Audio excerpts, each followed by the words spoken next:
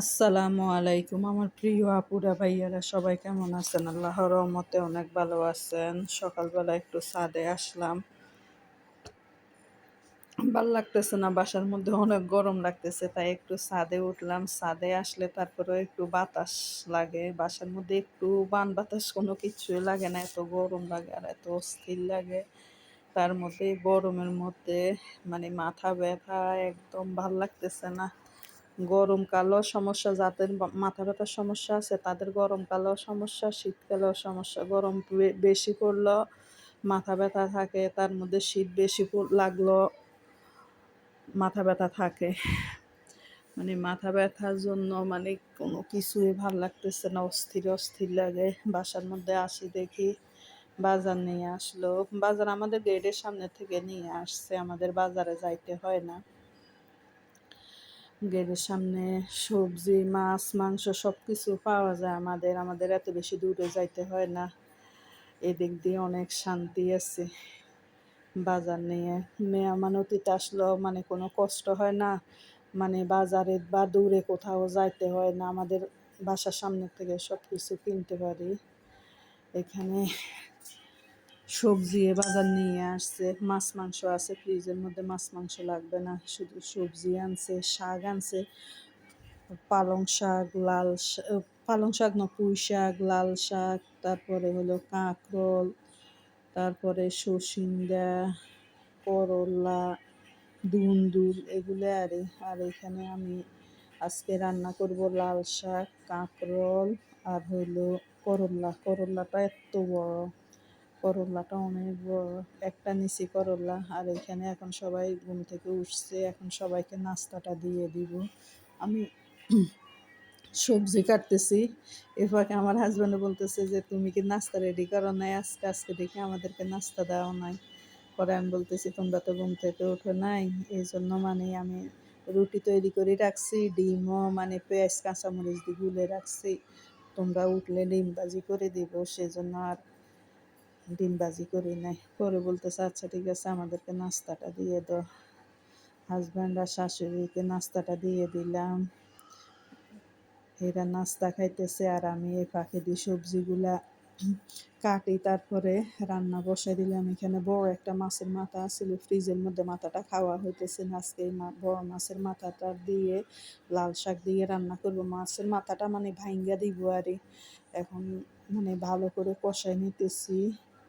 লাল শাক ভাজি করলে আমার ছেলে মেয়ে খায় না, কিন্তু আবার রান্না করলে আমার ছেলে মেয়ে খায়, তাই আমি লাল শাক এত বেশি ভাজি করি না, রান্নাই করি বেশিরভাগ। কোনো সময় মাছ দিয়ে রান্না করি, বা কোনো সময় চিংড়ি মাছ দিই, মাছের মাথা দিয়ে সবচেয়ে বেশি ভালো লাগে। জানি না কার কাছে কেমন লাগে, আমার কাছে মনে হয় মাছের মাথা দিয়ে বেশি ভালো লাগে।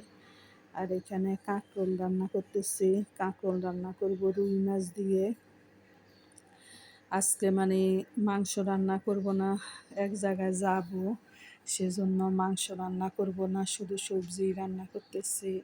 তাড়াতাড়ি রান্নাগুলো হইলে আমি তাড়াতাড়ি যাইতে পারবো এক জায়গায়, কি আমার ভাইয়ের বাসায় যাব, ভাইয়ের বউ ফোন দিতে আছে, মা ফোন দিতে আছে, ভাইয়ের বাসায় যাইতাম, সেজন্য শর্টকাট খাবারগুলো রান্না করে দিয়ে যাইতেছি। আমার হাজব্যান্ড, ছেলে মেয়ে, আমার শাশুড়ি বাসায় থাকবে, আমি যাবো আর সবাই কালকে যাবে, কালকে সবাইকে দাওয়াত দিচ্ছে, সবাই কালকে যাবে ভাইয়ের বাসায়। আজকে ভাইয়ের বাসায় একটু কাজ আছে, রান্নাবান্না, ভাইয়ের বউ এখনো এত ভালো করে রান্নাবান্না করতে পারে না, তাই খালি আমারে ফোন দিতে আছে, আপু আসো না আসো না, সেই জন্য শর্টকাট রান্না করে তারপরে যাব ভাইয়ের বাসায়।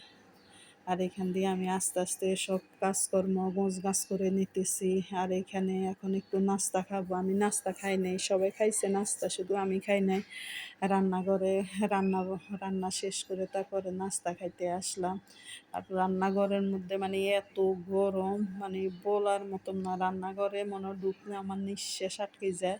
আর রান্নাঘরের মধ্যে ক্যাবিনেট দিছি তো, সেজন্য ফ্যান দেওয়া যায় না, সেজন্য আরও বেশি গরম লাগতেছে। আর রান্নাঘরের সাথে আরেকটা অ্যাপার্টমেন্ট আছে, ওদের রান্নাঘর আর আমাদের রান্নাঘর একদম পাশাপাশি, বাতাস আসার কোনো সুযোগে নেই, সেজন্য বেশি গরম লাগে, অস্থির লাগে। এখন নাস্তা খাইতেছি ডিম ভাজি, আলু ভাজি এগুলা দিয়ে। আর আস্তে আস্তে সব কিছু গোছগাছ করে নিতেছি। কোনোখানে যাইতে মানে যাইতে লাগলো মানে কোনো শান্তি পাই না। তাড়াহুড়া করে কাজকর্ম শেষ করলেও কিন্তু কাজকর্ম শেষ হয় না। কত কাজ একটা সংসারের মধ্যে। আর আমি সব কিছু গোছগাছ করে না গেলে আমার নিজের থেকে কেমন কেমন লাগে। তাই আমি সব কিছু গোছগাছ করে তারপরে সব কিছু রেডি করে সুন্দর নাস্তা রাস্তা রেডি করে একসাথে রাখি, তারপরে যাব। তাহলে আর সবাইর আর কষ্ট হবে না। আর আমি কোনো দিকে আসলে এত বেশি আমার যাওয়া হয় না। আমার বাসার মধ্যে মানে আমি কোনো দিকে গেলে সবাই খাবার দাবারের অনেক কষ্ট হয়ে যায়। তারপরেও সব কিছু রেডি করে দিয়ে গেলে আমার হাজব্যান্ডে আবার সবাইরে খাবার টাবারগুলো সুন্দর মতো দেয়। কিন্তু হাজব্যান্ডেরও কাজ আছে, সেজন্য মানে সমস্যা পড়ে